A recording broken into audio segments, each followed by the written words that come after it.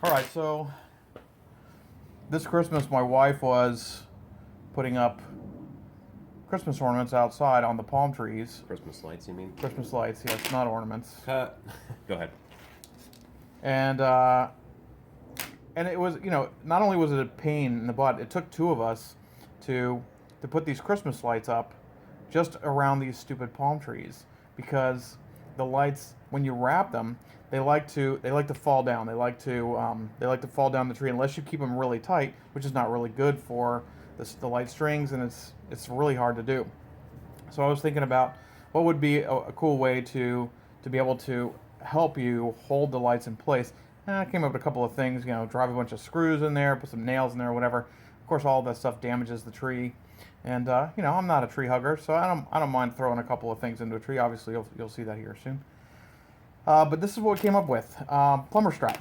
This is the cheapest stuff. It's completely environmentally unfriendly. It will never ever biodegrade. I think this will be around when the next dinosaurs roam the earth. And Dinosaur plumbing. dinosaur plumbing. That's right. This is what the dinosaurs are going to play with. You know how your dog likes to play with rubber bands? This is what the dinosaurs are going to play with. He likes to eat them and poop them later on, and That's they're right. multicolor. All right, so little interruption there. Obviously, when you have kids living at your house, there's going to be interruptions. You can't get 5 minutes of peace. So what we're saying is that the lights don't want to stay. Dinosaur poop. Right. Something. The lights don't want to stay on the tree, so we came up with this idea. So this is Plumber Strap. You find it in your Home Depot or your Lowe's or your Ace Hardware or whatever. Basically, it's the plastic version. They sell two versions. They sell this, and they sell a zinc-coated metal version, steel version, which you don't want because you'll see in a second. You gotta manhandle it a little bit. So the plastic stuff is the stuff that works. Also, it's not going to slice you open when you try to use it.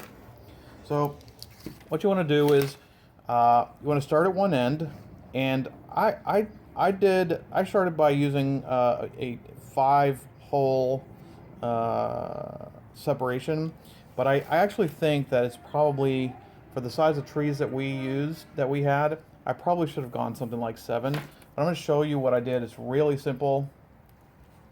All you have to do is leave about 1 from the top, and you're just going to start at the outside of the hole, make a cut like that and a cut like that. It'll take a couple of tries to get through it, and obviously be super careful. These knives are dangerous, and if you need to Bloodletting. be a little more safe, you can cut toward if you're good at guessing where it would start, you can cut toward the circle, the hole. And then you're just gonna move. So I'm gonna do 5, which is what I'm gonna do on the tree outside. 1, 2, 3, 4, 5, and I'm gonna cut toward the circle. So I'm gonna do that toward the circle. You don't have to be super careful, but as far as where the precision is required. yeah, you don't have to be super precise.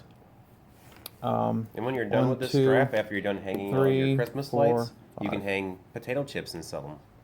That's right. That's actually partly what gave me the idea for this, was those little plastic dangling things in the grocery store. That was weird. Jesus. Random noise. Those things in the grocery store that they hang, sponges and little packaging on. 1, 2, 3, 4, 5. And the reason that I'm cutting towards the hole, you really could use anything. You don't have to find something that has holes in it.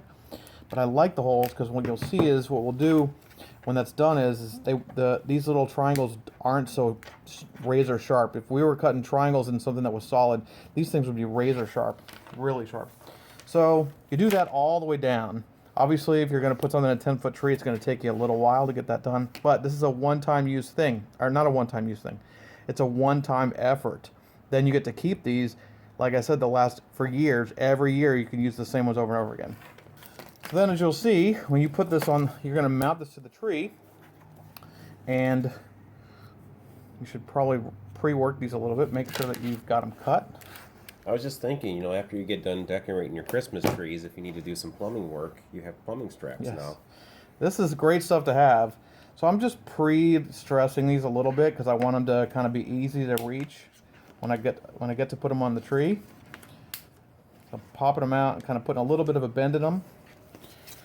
Because what we're going to do is we're going to lay the Christmas strings underneath these things. And these aren't nearly as sharp because I used the hole to cut into as they would be if these were just triangles that we cut into a piece of plastic. So I start by just putting, we cut the notches out of this piece of plumbing strap, and then we're just going to mount it to the tree. Use a pretty small screw because it doesn't really have to hold a lot of weight at all. Mostly this is just about organization. And then we're going to wrap the strings around and tuck them in. Each wrap will tuck them into one of these hooks. I'll show you that in a second. So I'm going to start by just leaving a little pigtail off the side here and just tucking it under. See, what I should have done is put the screw in one lower. Then I would have had a natural little hook in the top, just for the top one. You want to start with the female because you want to be able to plug it in at the bottom.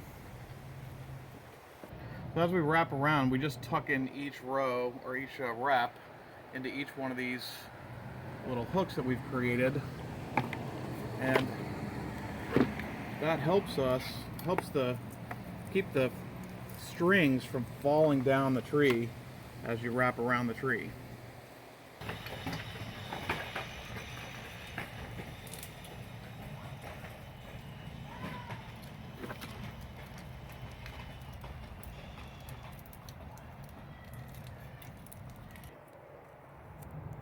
If you're really lucky, you get your connectors on the back.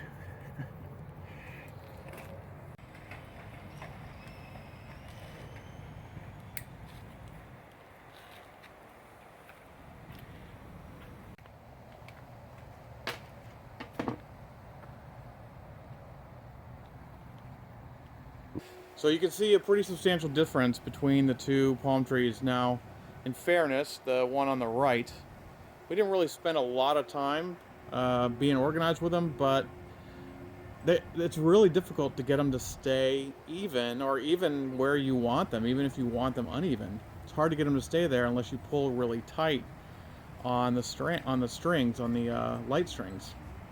So having something that's every time you wrap is a little hook that keeps the strings in place, even if it's just on the back, really helps a lot. And it only takes a second to put them up. I mean, 2 screws, one at the top, one at the bottom.